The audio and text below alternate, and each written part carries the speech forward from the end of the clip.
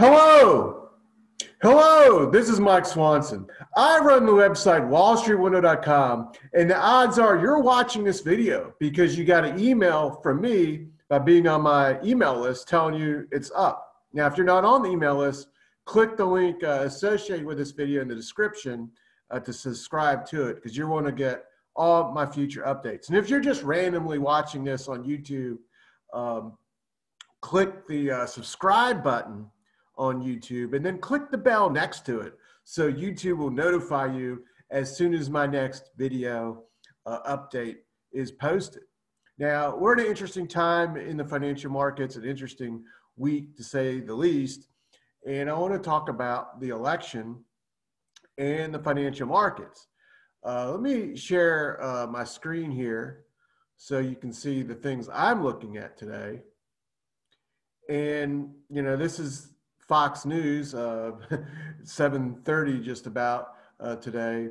And the election is in process. The votes are still being counted. However, it does look like the odds are that Biden is going to win the election.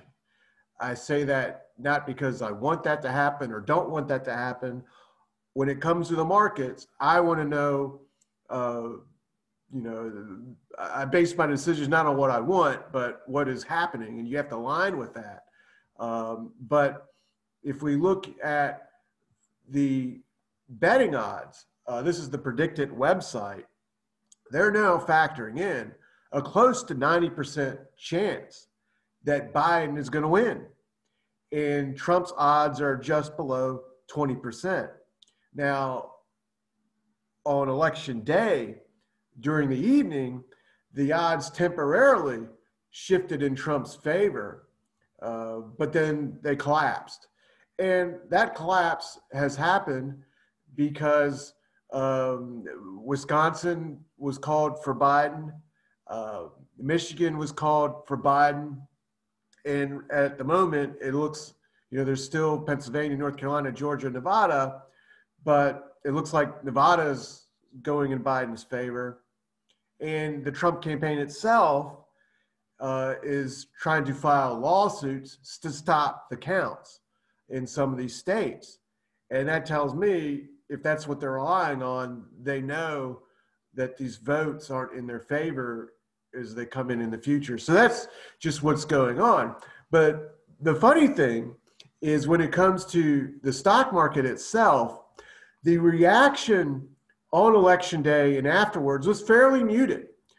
Going into this Tuesday, in particular last week, we saw the S&P 500, the NASDAQ, and the Dow pull back into the election. There was talk and worries that the election would create a lot of turmoil, riots, controversy, and there is controversy. When one of the candidates is talking about a rigged election and talking about going to even the Supreme Court, that's controversy. But the stock market doesn't care. It did not collapse Wednesday. It hasn't fallen since Tuesday night. In fact, it has gone up. So I think the stock market is, on one hand, looking past the election. However, the action is a little bit different, though, than what happened in 2016. Because when Trump won, the market didn't just go up a little bit. It completely soared that week. And there was a massive shift into various sectors of the market, such as industrial stocks,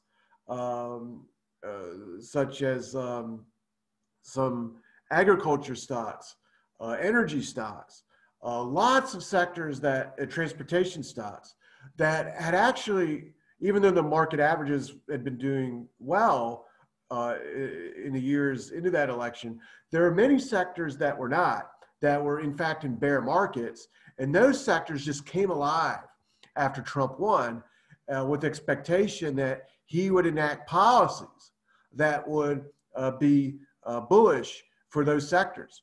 And that move in those sectors helped to fuel a big stock market rally for several months. And that's not really happening now.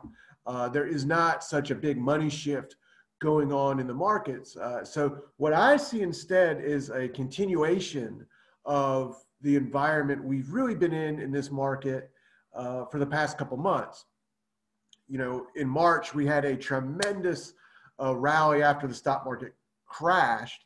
But that rally peaked out in September, and we're now in an overall sideways market environment. We came down to the 3,200 level on the S&P 500 twice. So this week's drop back down to that can be interpreted as a double bottom on the charts. And it triggered the daily stochastics indicator above. It's a oversold, overbought indicator, got oversold by going below 20 and gave a buy signal the day Wednesday when the market rallied. So we got a double bottom. We're likely, I think, to test the highs or go above it a little bit by the end of the year. But I do not think this is going to be a giant rally like we saw from March to Labor Day, or even from November 2019 to this February peak of this year, which you can see in this chart too. Instead, what I'm looking at is a market environment much like what was seen from May to November, sideways. So I think we can still make a minor new high, but I do think when it comes to the S&P 500, that the lows just set now will end up being retested probably at some point next year, but that's okay.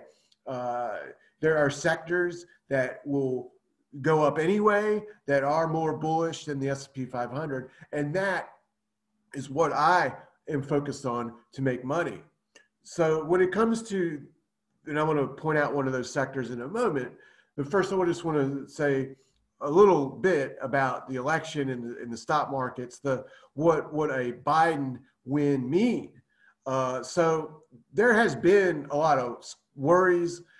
People who are Republicans, people who are Democrats have been very fearful of the election results. That as also, or what they would mean, that also came out of the rhetoric of both political campaigns. Trump, for instance, suggested that if Biden won, it would mean some sort of communism would take power in the United States. However, the election results show that that is not likely to happen, because the Republicans not only have the Supreme Court, but they are retaining the Senate, and they even have won more seats in Congress on this election than the Democrats. The Democrats lost seats, even though it looks like Biden is going to be the likely presidential winner. The Democrats failed to take the Senate. They lost seats in the Congress, and on statewide races, Republicans gained also.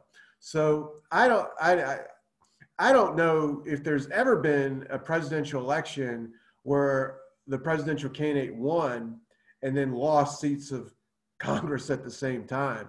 I have to go back and look. But regardless, what it means is that Biden, if he gets in the White House, is going to be a very weak president. He's not going to be able to do that very much. And we are in an environment in which we're still in a very massive recession. We still have this pandemic situation.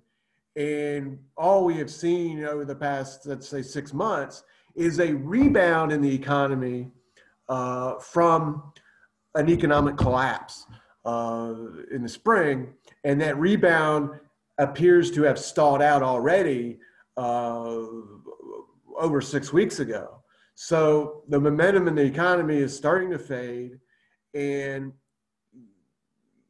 it's going to be very difficult for Biden to raise taxes as he threatened to do with the Senate in the Republican hands, or pass really big legislation. So it's going to be very difficult for him to deal with the situation we're in. So the stock market, though, is not falling because of that. It's gone up. So there's a bit of a contradiction there, but not really, because the one biggest beneficiary, perhaps, is going to be the Federal Reserve and the Treasury Department. In fact, the reaction in March was by Trump to the collapse in the financial markets was to give more power to the Treasury Department. And they used emergency actions to create the PPP loan program. And basically, they are having the Federal Reserve print unlimited quantitative easing bonds or buy bonds from the Treasury Department. And the Treasury Department was using that to help stimulate the economy, to create bailouts for companies all throughout the United States, to rig the bond market and prevent it from declining and prop it up with artificially low interest rates for them. And that is going to continue. In fact, a weakened Biden will only mean that most likely Biden will not only continue those programs that Trump started, but perhaps even accelerate them. So that type of environment is what is helping, I think, the stock market, the perception of Wall Street, that only more stimulative programs for the Fed and the Treasury Department are coming. In the long term, that's bad for the dollar, bad for the deficit, but emergency executive actions started under Trump are only going to continue because legislative actions are now even less likely to be carried out than they were before, and a weak Biden presidency. And it could be so weak that the odds, if they're made anywhere, I would suggest are probably in the favor of the Republican Party to win the next congressional Senate races in 2 years and to win the White House back in 4 years, whether that's by Trump or one of his children or someone else. If the odds were given today, I think that's what they would show, because Biden will be so weak because of the election results. We're so not only so close, but the Democrats lost ground in Congress, failed to take the Senate. So what's bullish to look at? Well, many things, but the most bullish thing in my mind is simple: gold and mining stocks. So the GDX gold stock ETF, which I do own a position in, it gave a double bottom buy signal on the daily stochastics Monday before the Tuesday election started. And that's one buy signal. A second buy signal will come once the GDX closes above 40. And the GDX is in a much different technical position than the US stock market, which got extremely overbought in September. And that's why it's still most likely locked in a sideways trend now for months. GDX is not like that. It's in a much narrower consolidation that can lead to a big breakout and a big rally once the GDX closes above 40. So I think that's going to be a very exciting thing to be a part of. And the right mining stocks will, of course, lead on that rally. When it comes to big caps, we've already seen, for instance, Newmont smash through its upper trend line. I do own Newmont too, but we're also seeing some small cap mining stocks jump up and start to move on a percentage basis. And that's something else to keep an eye on, because the right small cap miners create tremendous gains during gold stock rallies. So interesting a couple months in the markets for us. A lot of drama on television about the election, but the stock market, is saying, look, we're not really entering some period now of big turmoil. Things in the market is taking it very calmly. And if you want to trade and invest the markets, I suggest that's the attitude to take. And not get real emotional about what's happening on the television set, but stick with the charts, make your decisions based on them, and things are lining up very nice for gold stocks here. So that's my video update for today, and I'll be talking with you later on. Just got to stop the video. There we go.